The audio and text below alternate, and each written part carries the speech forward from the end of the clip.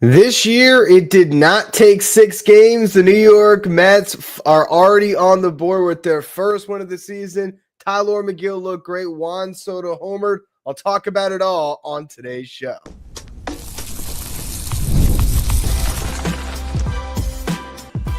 You are Locked On Mets, your daily New York Mets podcast. Part of the Locked On Podcast Network, your team every day. Hello to all you amazing Mets fans. You're watching Locked On Mets, part of the Locked On Podcast Network, your team every day. I'm your host, Ryan Finkelstein. If you want to find any of my work, follow me on X at Finkelstein Ryan. You can also find some of my writing at justbaseball.com, where I work as the managing editor. Well, tonight was a little more fun than yesterday as the Mets were able to take down the Houston Astros, win by a score of 3-1. Very similar to what we saw on opening day, but just the good guys on top this time. Tylor Megill looked great, and the Mets offense gave him a lead early. Second inning, Brandon Nimmo gets a leadoff hit, and the guy that was perfect on stolen bases last year nearly got caught, or in the books, it does go down as a caught stealing, as he got such a good jump that he didn't wait for Hunter Brown to throw the ball home. Brown was able to step off, delivered a good throw to second base. Brendan Rodgers couldn't come up with it, and that was the break the Mets needed as Nimmo was able to get into second base safely. Mark Vientos rips a double into the corner to score Nimmo. Jesse Winker with a base hit to score Vientos, and just like that, the Mets have a 2-0 lead. It shows you how deep this lineup looks this year. That's something that on tomorrow's full edition of Locked On Mets, I'm going to talk about a little bit more. I want to break down this lineup. But in this game, that was really the one big rally. And then you had third inning, Juan Soto hits his first home run in a Mets uniform. He's down in the count. He gets a cutter that is up and out of the zone. But if you're Juan Soto, a tough pitch like that, you can still get on top of it and hit a towering shot out to right field, 390 plus feet, 107.8 miles per hour off the bat. Juan Soto has now played for 4 teams, and they put up a graphic during the game with the Nationals. He homered in his first ever game in the big leagues. But for the Mets, second game, not too shabby to get your first home run. That put the Mets up 3-0. And that was it for the offense. It really came down to pitching in this game. And Tylor Megill had an excellent first start to the season. He was perfect the first time through the lineup. In the third inning, he struck out 2, had 3 strikeouts the first time through the order, really was in complete command. Fourth inning, we saw him get into a jam against the top of the lineup, going through the lineup the second time through, gives up a couple of base hits, has to face off against Yordan Alvarez with traffic. That was a really dangerous spot, and I was very impressed. First pitch, Tylor Megill goes to a slider and dots it at the bottom of the zone, got a lot of plate. He was trying to get ahead. He wasn't trying to throw it over the corners. He knew that Yordan wasn't looking for slider first pitch, so he gets ahead and then throws a nasty changeup that he gets a chase on. So he was ahead 0-2. I think the pitch in this game that I liked the least was that third pitch of the at-bat where he has Yordan. He's up 0-2. Granted, he's not a guy that's typically going to chase too much, but you just got him to chase, and he goes right back to the well with the exact same pitch, the changeup. But this one missed and was in the zone, and that's a pitch that Yordan can absolutely handle. Luckily, he got under it, and instead of it being a tie baseball game, it ends up just being a sac fly. He's able to settle down from there, though. Strikes out Christian Walker and Edwin Diaz to get out of that jam. So I thought overall that was a really good piece of pitching by Tylor Megill to escape. I didn't love that third pitch of the at-bat to Yordan, but he dodged a bullet there, and then he settled right back in and was able to get a couple of huge strikeouts to get through that fourth inning. Fifth inning, issues 1 walk with 1 out, but immediately gets out of it with I think it was a 5-4-3 double play. I think Vientos to Beatty to Alonso and a hard hit ball to Vientos. So great job there to get out of that inning on a limited amount of pitches because of the double play. and you look at what Tylor Megill did through the first 5 innings, 5 innings pitched, 2 hits, 1 walk, 5 strikeouts, and he was at just 70 pitches. So really was a great first couple times through the order for Tylor Megill. He starts off the 6th inning with, a tidy pitch count again of 70 pitches. So a chance to go deep in that game. He gets a strikeout to open up that inning, but a really lazy backhand by Luis Torrens that caroms off of the heel of his glove. And that allows the speedy Jake Myers, the 9th hole hitter, to get on first base. And it really is a shame because that ends up setting it up for Megill to no longer stay in the game and get pulled early. Should have had 1 out. Who knows how the inning goes differently. Instead, you got a runner on first. You have Jose Altuve up. He gets ahead on Altuve. Altuve hit a pitch that really wasn't a bad one in on his hands that he just turned on. Francisco Lindor tried to make a diving stop, couldn't come up with it. I don't know if he would have had a play anyway. Knocked it down. Couple runners on, nobody out. I thought Megill was throwing well enough that you could have rolled the dice, but I totally respect Carlos Mendoza's decision with a fresh bullpen to not risk it. And I thought it was really interesting the way the Mets managed their bullpen in this game, because the question is, all right, you got 2 runners on, nobody out. Yordan Alvarez is looming. He was, on the on-deck circle at that point. So what do you do? For one, you could have given Megill one more batter to face off against Isaac Paredes. They don't. They go to the bullpen. They get Reed Garrett. And I think ultimately, if you look at the spots that Carlos Mendoza had to navigate throughout this game, I think you start to see the different inner circles of trust right now with this bullpen. And that's what I want to talk about next, because ultimately this bullpen is why the Mets get their first victory of the season. You get the final 12 outs of the game without giving up any runs. Absolutely outstanding work by Reed Garrett, AJ Minter, Ryan Stanek, and Edwin Diaz. I want to talk about that bullpen in just a minute. First, though, a quick word from our sponsors.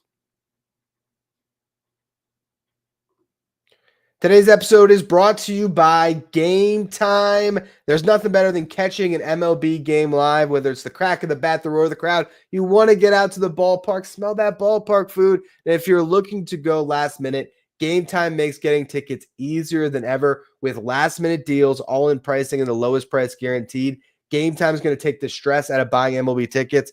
Plus, as the game gets closer, the ticket prices drop. The Mets are going to be in Miami to start this upcoming week. I live in South Florida. I'm going to be at some of those games. I'm going to get my tickets through Game Time, and I'm not going to get them until I'm off of 95. I'm parked up in one of the garages. Then I'm going to look at my Game Time app and find the best possible deals. Take the guesswork out of buying tickets with Game Time. Download the Game Time app, create an account. Use the code LOCKEDONMLB for $20 off your first purchase. Terms apply. Again, create an account. Redeem the code Locked On MLB, that's LOCKEDON for $20 off. Download Game Time today. Last minute tickets, lowest price guaranteed. Thank you all for tuning in to the live stream today. Do me a favor and hit that subscribe button to help us get closer to our goal of 13,000 subscribers. And if you're liking the content today, hit that like button. Leave a comment about your biggest takeaway from this Mets victory. My biggest takeaway, outside of what we've already talked about, Tylor Megill's solid pitching, seeing Juan Soto hit his first home run in a Mets uniform, Mark Vientos, his clutch RBI double. My biggest overall takeaway of this game, though, is the Mets bullpen looks like a real strength to start this season, and one they're going to have to lean on with the questionable starting pitching. It's not that Megill was bad. I thought he threw the ball really well. But in that spot, when he's still only at 77 pitches, 2 runners on, nobody out, top of the lineup, Carlos Mendoza is not going to lose with Tylor Megill on the mound, especially when he has a fresh bullpen. So who does he go to first in that big spot? Reed Garrett. And I think you're going to see this a lot throughout the season. Reed Garrett does not have to pitch the 7th or the 8th inning, but he is a guy that you trust to come on with runners on base because he typically is able to pound the strike zone and he misses bats. And so he's the guy you want to go to because he's going to be able to get those big strikeouts. Isaac Paredes, you need a strikeout in that spot. He gets one. He's careful with Yordan Alvarez. He pitches around the zone. He knows that's the guy that can beat you. And ultimately, Yordan Alvarez keeps the bat in his shoulder and draws a walk. All right, bases loaded. No fear. Now you got to go up and get Christian Walker. What does he do? Huge strikeout, goes right after him. Reed Garrett right on right is so tough on those hitters. His sweeper was absolutely dialed. You saw him get the second strike with that pitch, and he went right back to the well. Knew he would be able to get Walker to chase, and he did. So 2 massive strikeouts to get yourself on the doorstep of getting out of the jam. Edwin Diaz hit the ball pretty well for the final out, but at that point, 2 outs, fly ball doesn't hurt you at all, ends up in the glove of Tyrone Taylor, and the Mets are able to get out of that jam. That was the biggest pivot point of that game where it could have gone in either direction. All the momentum right there was stopped by Reed Garrett, and the Mets were able to, for the most part, navigate the rest of that game pretty easily. AJ Minter comes on to pitch the 7th inning. I thought that was an interesting choice because I think in a month, AJ Minter might be saved for the 8th inning, especially in a lineup where you only have one lefty, that lefty being Yordan Alvarez, who was going to come up in the 8th inning. But instead of saving Minter, you go to him to face the bottom of the lineup. I think that is sort of a testament to where Minter's at right now. He was healthy enough to be part of the opening day roster. You obviously still trust him in leverage. 7th inning, a 2-run game, but I thought Mendoza made the right call to have AJ Minter face the bottom of that lineup because even though his stuff still looks good, he got a couple of ground balls. He got 1 strikeout, I believe, as well. But through 19 pitches, 10 of them were strikes. 9 of them were balls. He was a little bit all over the place. He did walk Cam Smith, but was able to get through that inning. He saw Jake Myers, who's sort of an easy out at the bottom of that lineup with Cam Smith on, was able to get a strikeout to get out of the inning. I thought Minter, again, the stuff looked pretty good, but he's not all the way back yet. So I think a little bit of a lower leverage situation, and it tells you again where Carlos Mendoza's mindset's at. He goes to Ryan Stanek for the 8th inning because I think right now Stanek is your 8th inning guy. Garrett's a guy that can put out fires. Minter's still going to pitch in leverage, and we saw him get the 7th inning here. That might be the roadmap early on the season. Minter to Stanek to Diaz until proven otherwise. I don't even know if I necessarily thought that Stanek threw the ball great tonight, to be honest with you. He walked Jose Altuve to lead off the inning. You hate that when you got such a tight game and you're facing the top of the lineup. Isaac Paredes hit one that gave me a heart attack. When you're playing in Houston, those Crawford boxes in left field are dangerous. And he hit one just to the right and just a little bit short of those Crawford boxes. But off the bat, you just didn't know. Nemo's able to make that catch. We all take a nice deep breath, but then all of a sudden, here comes Yordan Alvarez up, where one swing can tie the game. Really dangerous, but you get a big out there. And Luis Angel Acuna, who came in as a pinch hitter for Brett Beatty against a lefty, I think the 2 innings prior, he was still in there, obviously, for defense, and he made a great diving stop to get the runner out of first base. Huge play there, because if that ball trickles through, the Astros got runners at first and third with 1 out. Instead, it's a runner on second base with 2 outs, and that puts you in position to get out of the inning. Christian Walker ripped one as well. So again, Ryan Stanek didn't throw the ball great to me, but he got the outs that mattered. That line drive off the bat of Christian Walker was hit right at Juan Soto. The Mets able to get through that 8th inning. And then the question was in the 9th, what's Edwin Diaz going to look like? Edwin Diaz looked like Edwin Diaz. Everyone, was talking about the velocity in spring. If you were listening to this show, at some point I remember addressing the velocity concerns with Edwin Diaz. And I said, let's just wait to see what happens in season, because for Edwin Diaz, one thing is most important, and that is his command.